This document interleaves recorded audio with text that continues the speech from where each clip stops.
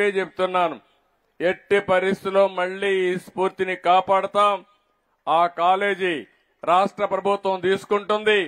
జాతీయ స్ఫూర్తిని నింపే విధంగా కార్యక్రమాలు చేపడతామని చెప్పి కూడా నేను మీకు తెలియజేస్తున్నాను.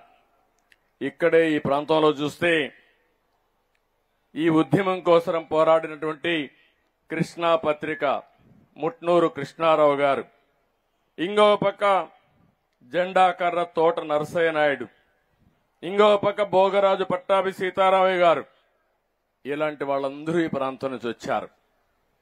కానీ ఇప్పుడు ఈ కాలంలో ఈడ మనం చూసే సమస్యలు చూస్తే చాలా సమస్యలు వస్తున్నాయి. ఇప్పుడే ఎంపీ గారు ఒక మాట చెప్పారు, పింగళ వెంకయ్య గారి పేరుతో మెడికల్ కాలేజ్ పెట్టమని.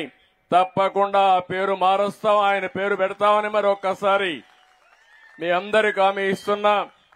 భావి తరాలకు ఒక స్ఫూర్తి ఉండాల్సిన అవసరం ఉంది. ఆ స్ఫూర్తి ఈ దేశాన్ని ముందుకు తీసుకుపోతుంది.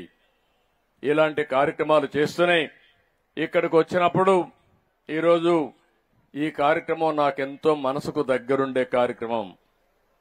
నేను సమైక్య ఆంధ్రప్రదేశ్లో 1998లో క్లీన్ అండ్ గ్రీన్ ప్రోగ్రాం పెట్టాను.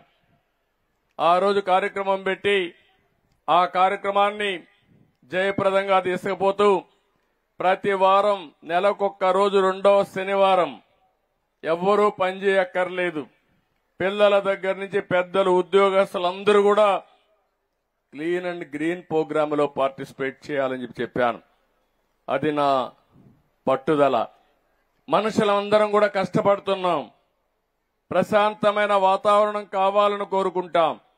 కానీ అలాంటి ప్రశాంతమైన వాతావరణాన్ని క్రియేట్ చేసుకోకుండా ఎక్కడికక్కడ ఇప్పుడే వారు చెప్పినట్టు చెట్లు నరికేయడం, చెత్తంతా తీసుకొచ్చి రోడ్డు మీద వేయడం, ఒక బాధ్యత రాహిత్యంగా ప్రవర్తించిన రోజున నేను ఈ కార్యక్రమానికి శ్రీకారం చుట్టి ఆ రోజు పనిచేశాం. తర్వాత ప్రధానమంత్రి గారు సరిగ్గా 10 సంవత్సరాల కంటే ముందు అక్టోబర్ 2, 2014లో న్యూఢిల్లీలోని రాజ్ఘాట్కి వెళ్లి స్వచ్ఛ భారత్కు శ్రీకారం చుట్టారు. నేను మనస్ఫూర్తిగా మనందరం కూడా ప్రధానమంత్రి దూరదృష్టికి అభినందించాల్సిన అవసరం ఉంది.